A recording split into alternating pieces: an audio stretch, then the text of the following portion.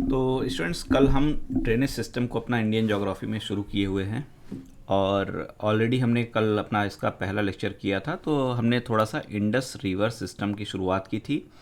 और Indus river system की अगर हम बात करते हैं तो उसमें हमने देखा था कि किस तरीके से सिंधु नदियाँ जो हैं, सिंधु की जो सहायक नदियाँ हैं वो किस तरीके से फ़्लो करती हैं, कहाँ से उनका उद्गम होता है, ओरिजिन उनका कहाँ से रहता है, उनको हमने देखा था। साथ ही जो हिमालयन रिवर्स हैं और जो पेनिसुलर रिवर्स हैं उनका भी हमने डिफ्रेंशिएशन देखा था कि उनमें क्या डिफरेंस पाया जाता है। ये दोनों बातें हमने कल कर ली थी। और उसके बाद में हमने जो इंडस की सहायक नदियाँ हैं, ट्रिब्यूटरीज जो हैं, उनको हमने देखा था। जैसा कि आप यहाँ पर इस इमेज में भी देख पा रहे हैं। अगर आप अपने साथ में इस तरीके की एक इमेज बनाते समय प्रैक्टिस करेंगे तो कहीं ज़्यादा बेटर रहेगा। एक बार थोड़ा सा हम सरसरी निगाह से चीज़ों को रिवाइज़ करते हैं। एक तरीके से हमारा थोड़ा सा कल का लेक्चर का ही थोड़ा सा एक्सटेंशन ये रहेगा, क्योंकि चेनाब और व्यास वगैरह के बारे में हम कल बहुत ज़्यादा डिटेल अभी नहीं किए थे। ठीक है, तो चलिए इसी को हम देखते हैं। सबसे पहले अगर हम आपको याद होगा तो हमने कहा था क्या, जो सिंधु नदी है इसका ओरिजिन क्या इंडिया में है? तो आंसर क्या होगा, यस या नो? आंसर होगा नो। इसका ओरिजिन है तिब्बत में। सिंधु नदी का ओरिजिन, इंडस रिवर का ओरिजिन होता है कहाँ पे? तिब्बत में, गोखरचू ग्लेशियर से। और इस तरीके से ये फ्लो करती है। जब भारत में प्रवेश करती है तो लद्दाख रेंज और जास्कर रेंज के बीच से होते हुए इस तरीके से आगे निकल जाती है कहाँ पर? पाकिस्तान की तरफ। और पाकिस्तान में निकलते हुए फाइनली अरब सागर में ये अपना मुहाना बनाती है, यानी कि गिरती है। और अगर आप इसकी ट्रिब्यूटरीज़ की यानी कि सहायक नदियों की बात करते हैं तो हमने क्या देखा था कल? श्योक रिवर। और श्योक की ट्रिब्यूटरी कौन है? नुब्रा। नुब्रा डायरेक्ट क्या मिल रही है इससे? नहीं, डायरेक्ट नहीं मिल रही है। उसके बाद सिगार। सिगार के बाद गिलगिट रिवर। और गिलगिट की एक ट्रिब्यूटरी है हुंजा। गिलगिट की ट्रिब्यूटरी कौन सी है? हुंजा। हुंजा के बाद में काबुल। काबुल की ट्रिब्यूटरी स्वात। उसके बाद खुर्रम और गोमल। ये कौन से राइट हैंड ट्रिब्यूटरी होंगी या लेफ्ट हैंड होंगी? तो अगर आप इधर फ्लो कर रहे हैं तो इस साइड में आपका क्या पड़ेगा? आपका राइट हैंड पड़ेगा। तो ये सारी की सारी क्या हैं? राइट हैंड ट्रिब्यूटरीज हैं। लेफ्ट हैंड में कौन सी आती है? सोहन रिवर। ये आप देख पा रहे हैं, Sohan river left hand tributary है। ठीक है, तो अगर आपसे कहा जाएगा ड्रॉ करने के लिए तो क्या आप ड्रॉ कर पाएंगे? आप कहाँ से इसका ओरिजिन कराएंगे? तिब्बत से। तिब्बत में कहाँ से? गोखरचू ग्लेशियर से। ठीक है, और इसको फ्लो कराते कराते कहाँ तक ले जाएंगे आप ले जाएंगे कहाँ? पाकिस्तान में। और कहाँ पर इसको गिराएंगे? अरेबियन सी में। ठीक है, और यहाँ पर इंडिया में किसके किसके बीच में है? लद्दाख और जास्कर रेंज के बीच में। सबसे पहले आपको श्योक रिवर मिलती है। श्योक की ट्रिब्यूटरी कौन है? नुब्रा, सिगार, फिर गिलगिट, गिलगिट की हुंजा। उसके बाद में आपको कौन मिल रहा था? काबुल, खुर्रम और कौन? गोमल। और इधर से आपको सोहन। ये आपको मिल रही हैं कौन? सिंधु के सब्जेक्ट में। ठीक है, ये हमारी सिंधु नदी हुई और उसकी ट्रिब्यूटरीज हुई। सिंधु की ट्रिब्यूटरीज जो हमारी मेन यहाँ पे और जो नदियाँ आकर इससे मिलती हैं सिंधु से, कौन सी हैं इस पूरे रिवर सिस्टम में? देखिए आपको यहाँ पर दिख रही हैं जो। और किन नदियों की हमने बात की थी? एक सेकेंड, थोड़ा सा कलर चेंज करते हैं। देखिए, सिंधु की सबसे बड़ी सहायक नदी जो है, सबसे बड़ी सहायक नदी कौन सी है? ये देखिए, ये फ्लो कर रही कौन सी? चेनाब रिवर। चेनाब रिवर का क्या ओरिजिन इंडिया में है? तो हाँ, इंडिया का में ही इसका ओरिजिन होता है। किस स्टेट से होता है? जम्मू कश्मीर? नहीं, हिमाचल प्रदेश से। इसका ओरिजिन चेनाब रिवर का हिमाचल प्रदेश से होता है। आपने एक ट्रेन का नाम सुना होगा अक्सर, जम्मू तवी एक्सप्रेस। तो वही तवी जो है वो एक रिवर के नाम पर ही है, और ये तवी रिवर जो है इस चेनाब की ट्रिब्यूटरी है। ठीक है, चेनाब की ट्रिब्यूटरी है। ये चेनाब रिवर आगे जाकर मिलती है कहाँ पर, मीठन कोट के पास में सिंधु से मिलती है, सिंधु नदी से। लेकिन क्या अकेले चेनाब वहाँ तक पहुँच रही है? तो नहीं, इसमें कोई और नदी भी आकर मिल रही है। कौन कौन सी? देखिए, एक ये रिवर आके मिलती है, और एक ये रिवर आके मिल रही है, और एक ये रिवर मिल के रही है। ये सारी बातें हमने कल देखी थी। ठीक है, तो कौन कौन सी? ऊपर में हमारी वेरीनाग झील जो कि कश्मीर में है, यहाँ से कौन सी रिवर निकल रही है? यहाँ से हमारी झेलम रिवर निकलती है। तो झेलम रिवर कश्मीर यानी कि इंडिया से ही निकल रही है, और ये हमारी किस में मिलती है? क्या सिंधु में सीधे मिल जा रही है? नहीं, सिंधु में नहीं मिल रही। किस में मिल रही? चेनाब रिवर में मिल रही। किस प्लेस पे मिल रही है? झंग एक प्लेस है, वहाँ पर मिलती है। इस झेलम नदी की क्या खासियत है? इसकी एक ट्रिब्यूटरी है किशन गंगा। वुलर लेक इसके किनारे, झेलम नदी के किनारे डल लेक, बारामूला भी इसके किनारे, इसके तट पर।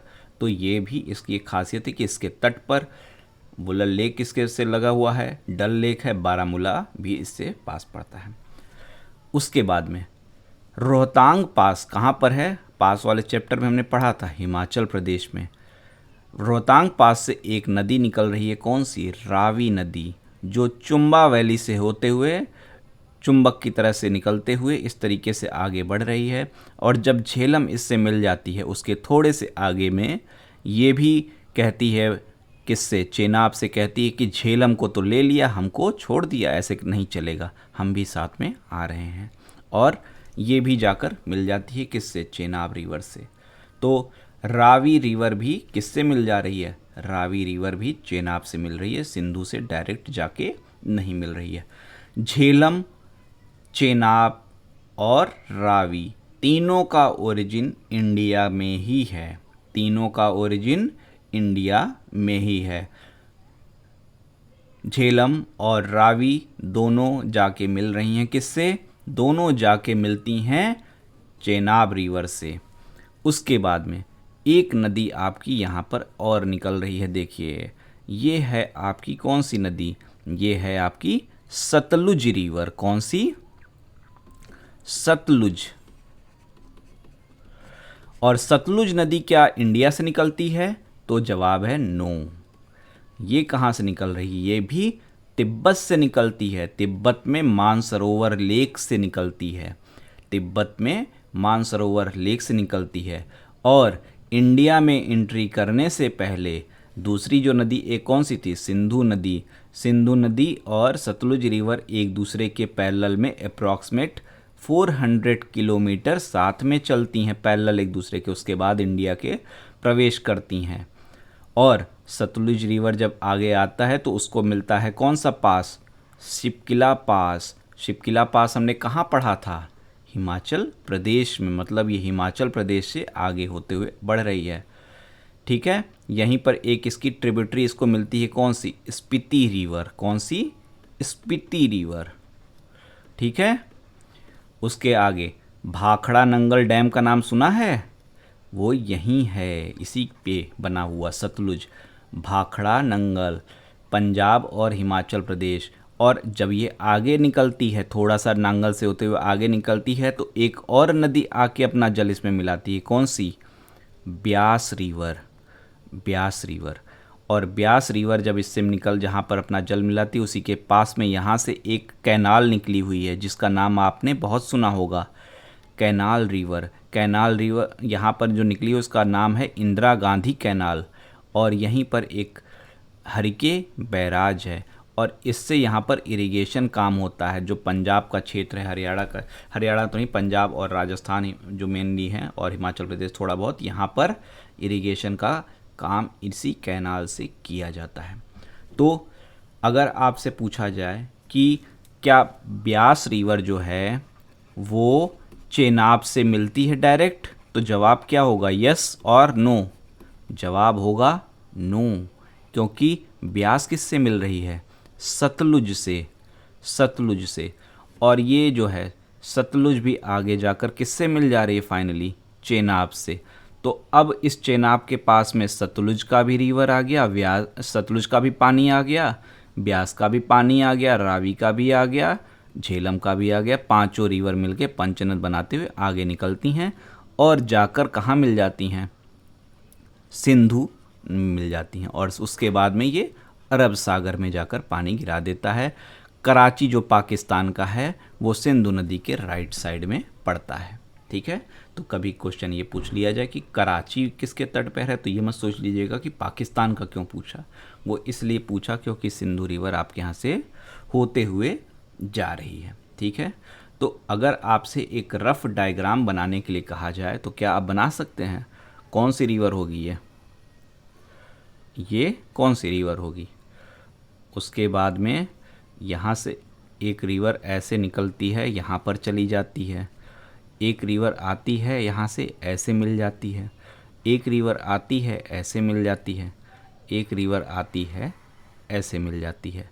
तो अब कौन सा किसका नाम होगा, सोचिए थोड़ा सा। ये वाली कौन सी थी, और एक यहाँ पर ऐसे मिल जाती है, ये ब्यास होगा या रावी होगी? तो ब्यास। ये रावी है या चेनाब है? ये रावी है। ये चेनाब है या झेलम है? चेनाब है। झेलम या सिंधु? झेलम। सतलुज या सिंधु? सतलुज। और ये कौन, सिंधु। ये दोनों कहाँ से, तिब्बत से। ये दोनों तीनों कहाँ से, इंडिया में। ये दोनों कहाँ से, हिमाचल प्रदेश से। ये वाली कहाँ से, कश्मीर से। ठीक है, तो ये इस तरीके से रिवर हमारी पैटर्न फ्लो करती है, जिसके बारे में हम समझते हैं। ठीक है, तो थोड़ा सा और आगे बढ़ते हैं, ये देखते हैं, कुछ राइटअप भी देख लेते हैं जो कुछ लिखा हुआ है। बाकी वही सारी बातें तो कल हमने बता ही दी हैं। सिंधु की टोटल जो लेंथ है कितनी है, 2880 किलोमीटर, जिसमें इंडिया में कितना था, इंडिया में इतना फ्लो कर रहा था। ठीक है, हिमालयन रिवर्स में सबसे वेस्टर्न है, तिब्बत से एंट्री होती है, इसका ओरिजिन है तिब्बत में। सिंगी खम्बान कहते हैं कहाँ पर, तिब्बत में, इसको इस नाम से जाना जाता है। भारत में लद्दाख और जास्कर के बीच से चलती है। पंजाब की 5 नदियाँ मुख्य कौन सी हैं, ये भी कई बार पूछा जाता है कि पंचनद में कौन कौन सी शामिल हैं। तो सतलुज, रावी, झेलम, व्यास, चेनाब जो आपने अभी यहाँ पर पढ़ा वही इसमें शामिल है। 1, 2, 3, 4 और 5, यही पंचनद रिवर्स हैं जिनको पंजाब की पंचनद नदियाँ कहा जाता है। ठीक है, तो इस तरीके से इनके बारे में तो हम अब जान लेते हैं। आइए थोड़ा सा और आगे बढ़ते हैं। ये वही सिंधु नदी की सहायक ट्रिब्यूटरीज रिवर्स हैं। ठीक है, चलिए आगे बढ़ते हैं और थोड़ा सा जानते हैं, समझते हैं। हुंजा रिवर के पास में हुंजा वैली स्थित है। सियाचिन कहाँ पर है, नुब्रा वैली में है, कल ऑलरेडी देख चुके हैं। काबुल रिवर पर शहतूत डैम है, ये भी हम कल देख चुके हैं, इसमें भी कुछ ज़्यादा जानने की नहीं है बातें। झेलम रिवर के बारे में भी हमने कल देखा, अभी थोड़ी देर पहले ही देखा, कल तो देखा ही था। वेरीनाग रिवर से निकल रही है। अनंतनाग, डल, वुलर, श्रीनगर, बारामूला इसके किनारे में है। ठीक है, झंग में ये चेनाब से निकल जाती है, वेरीनाग से इसका ओरिजिन होता है। ऑलरेडी समझ चुके, देख चुके। चेनाब सिंधु की सबसे बड़ी सहायक नदी। देखिए ये यहाँ से जब निकलती है, पहले चंद्रा और भागा, 2 नदियाँ हैं, चंद्रा और भागा 2 नदियाँ हैं। जब ये दोनों नदियाँ मिल जाती हैं तो इसी को नाम दे देते हैं चेनाब का। ठीक है, इस तरीके से निकलती है। यहाँ पर कुछ विद्युत परियोजनाएं पाई जाती हैं, जिनमें से एक है दुलहस्ती और एक है बगलिहाल और एक है सलल। ये तीनों क्वेश्चन पूछे जाते हैं कि दुलहस्ती, बगलिहाल और सलल, ये तीनों परियोजनाएं जो हैं, इलेक्ट्रिसिटी परियोजनाएं जो हैं, किस नदी के तट पर हैं, किस नदी पर बनाई जा गई हैं। तो इसका आंसर क्या होगा, चेनाब। इसका आंसर होगा चेनाब रिवर। ठीक है, चलिए आगे और देखते हैं कुछ बातों को।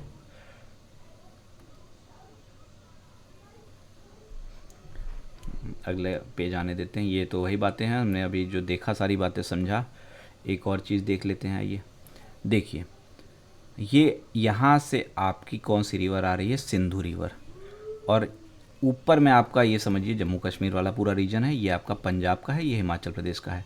तो अगर आपसे कहा जाए कि क्या सिंधु नदी जो है भारत में पंजाब में या हिमाचल प्रदेश में फ़्लो करती है, तो जवाब क्या होगा आपका, जवाब होगा नो। ठीक है, देखिए यहाँ से ये इस तरीके से निकल जा रही है। ठीक है, उसके बाद में पूछा जाए आपसे कि क्या चेनाब रिवर जम्मू कश्मीर में जाती है, तो जवाब होगा यस, जाती है। ये देखिए ये यहाँ से ऊपर में गई और ऊपर ऊपर यहाँ निकल गई। और यहीं पे क्वेश्चन कर दिया जाए कि क्या चेनाब पंजाब में जाती है, तो आंसर क्या होगा, नो। देखिए यहाँ से निकल के डायरेक्ट ऊपर से निकल गई, पंजाब में नहीं गई। ठीक है, उसके बाद में व्यास की बात करते हैं, तो क्या व्यास जम्मू में जा रहा है, तो सवाल ही नहीं उठता है। कहाँ कहाँ है, हिमाचल प्रदेश में और पंजाब में। रावी की बात करते हैं तो रावी हिमाचल प्रदेश और पंजाब में। ठीक है, जब सतलुज की बात करते हैं तो ये भी हिमाचल प्रदेश और पंजाब में। तो जम्मू कश्मीर में जाने वाली कौन कौन सी रिवर हो गई, चेनाब और सिंधु।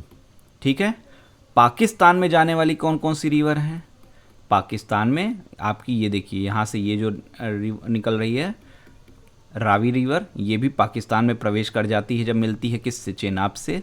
और सतलुज भी पाकिस्तान में प्रवेश कर जाती है जब ये चेनाब से मिल रही होती है। ठीक है, व्यास मिलने से पहले ही पहुंच जाती है, जब तक पाकिस्तान पहुंचने से पहले ही सतलुज से मिल जा रही है। ठीक है, तो ये है इस तरीके से व्यास रिवर हमारी हिमाचल प्रदेश और पंजाब में फ़्लो करती है। सतलुज तिब्बत, हिमाचल प्रदेश, पंजाब में इसका पूरा एक्सपेंशन देखने को मिलता है हमको।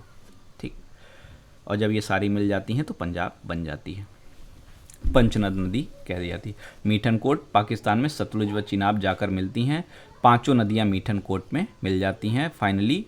और चिनाब एचपी जेएनके और पाकिस्तान, रावी एचपी पंजाब पाकिस्तान, सिंधु तक ये देख सकते हैं। ये कभी कभी डिफरेंट टाइप के एमसीक्यू बना दिए जाते हैं, तो इसको आप समझ लिए हैं, कोई इसमें बहुत बड़ी चीज़ नहीं है जानने की। ठीक है, आइए कुछ और बातें समझ लेते हैं चेनाब के बारे में, झेलम के बारे में और व्यास के बारे में कि इनकी कितनी लंबाई वगैरह है, वो भी थोड़ा सा देखते हैं। आइए थोड़ा सा पेज खुलने में टाइम लग रहा है आज, लग रहा है स्क्रीन हैंग कर रहा है। चलिए कोई बात नहीं, एक सेकंड तो वेट कर ही लेते हैं हम लोग। देखिए झेलम खुल गया। झेलम को हम लोग किस और नाम से भी जानते हैं, वितस्ता रिवर के नाम से भी जानते हैं। ठीक है, वितस्ता रिवर के नाम से भी हम लोग झेलम को जानते हैं। झेलम इंडस की, सिंधु की सबसे सहायक नदी है, वो तो हम देख ही चुके हैं। पीर पंजाल के में वेरीनाग लेक से निकलती है, ये भी हमने देख लिया। किशन गंगा परियोजना यहाँ पर स्थित है, उरी डैम यहाँ पर स्थित है। और पाकिस्तान में एंट्री से पहले श्रीनगर और वुलर लेक से होते हुए एक गड्ढ का निर्माण करती, जैसा अभी हमने फिगर में देखा था। जहाँ तक इसकी लंबाई की बात है तो टोटल लेंथ इसकी 724 किलोमीटर है। अब बताइए, जो सिंधु का इंडिया में फ़्लो था वो भी 1114 था, मतलब उससे भी कम है, तो सिंधु से तो छोटी ही हुई। ठीक है, तो झेलम का ओवरऑल जो लेंथ है कितना है, 724 किलोमीटर की इसकी झेलम की लेंथ है। ठीक है, और चेनाब की अगर हम बात करें तो चेनाब को आस्किनी नाम से भी जाना जाता है। किस नाम से भी, आस्किनी रिवर से नाम से जाना जाता है। चंद्रा और भागा दो नदियों के मिलने से बनती है ये। जब ये दोनों रिवर्स मिल जाती हैं तो इसको चेनाब नाम दे दिया जाता है। बारालाचा जो पास है वहाँ के से इसका, उसी के पास से इसका ओरिजिन है। कहाँ पर, हिमाचल प्रदेश में। और पाकिस्तान में प्रवेश से पहले ये 1180 किलोमीटर इंडिया में फ़्लो करती है। ठीक है, 1180 किलोमीटर इसकी एक तरीके से पूरी लंबाई भी ऑलमोस्ट उतनी ही है। बगलिहार, सलल और दुलहस्ती परियोजनाएं भी इस पर स्थित हैं। ये सारी बातें तो ऑलरेडी हमने कर ली हैं। इसकी जो लेंथ है 1180 किलोमीटर है, ये आप समझ लीजिएगा, जान लीजिएगा। और रावी सिंधु की सहायक नदी है। चमरा और थीन दो परियोजनाएं इस पर स्थित हैं, इस पर भी रावी पर चमरा और थीन कभी कभी क्वेश्चन पूछे जाते हैं कि किस नदी पर कौन सी परियोजना है, तो इसको भी याद रखिएगा। हिमाचल प्रदेश से ओरिजिन था। कुल्लू पहाड़ियाँ के रोहतांग पास से होता है, रोहतांग पास से होता है। चेनाब से मिल जाती है। धौलाधर से होते हुए आगे बढ़ती है। पीर पंजाल के साउथ में, धौलाधर के पीर पंजाल और धौलाधर के बीच से होते हुए आगे बढ़ती है और मिल जाती है किससे? चेनाब से मिल जाती है। ठीक है, ये रावी नदी हो गई। व्यास भी क्या है? रोहतांग दर्रे के पास से निकल रही है, कुल्लू घाटी से होते हुए चलती, ये भी धौलाधर रेंज से चलती है। इंदिरा गांधी कैनाल है। सारी चीज़ें यहाँ हरिके के पास सतलुज से मिल जाती है। ऑलरेडी आपने फिगर में देख लिया। कोई भी ऐसा पॉइंट नहीं है जिस पर हमने अभी डिस्कशन नहीं किया हो। सतलुज मानसरोवर के पास से निकलती है, राजस्थान से। ठीक है, भारत में प्रवेश से पहले सिंधु के पैरेलल में 400 किलोमीटर तक बहती है। भाखड़ा नंगल परियोजना शिपकिला से होती हुई है, ये भी ऑलरेडी हमने देख लिया। एक टेबल हमारा है, उसको आप थोड़ा सा देख लीजिएगा, जिससे कभी अगर पूछे कोई क्वेश्चन, ऑब्जेक्टिव कोई क्वेश्चन पूछता है तो याद रखिएगा। सिंधु, झेलम, चेनाब, रावी, व्यास, सतलुज। सिंधु तिब्बत क्षेत्र से है और सतलुज तिब्बत क्षेत्र से है। वोखरचू, इसको गोखरचू भी कहीं कहते हैं, कहीं बोखरचू लिखा रहता है, ये गोखरचू वैसे लिख लीजिएगा। और ये राकसताल, कैलाश रेंजेस से। बाकी चेनाब, रावी और व्यास ये तीनों कहाँ से हैं? हिमाचल प्रदेश से। चेनाब बारालाचा से, रावी रोहतांग से और व्यास भी रोहतांग से। ठीक है, रोहतांग पास के पास के बाद व्यास कुंड है, वहाँ से निकलती है। जबकि झेलम कश्मीर के वेरीनाग से निकलती है।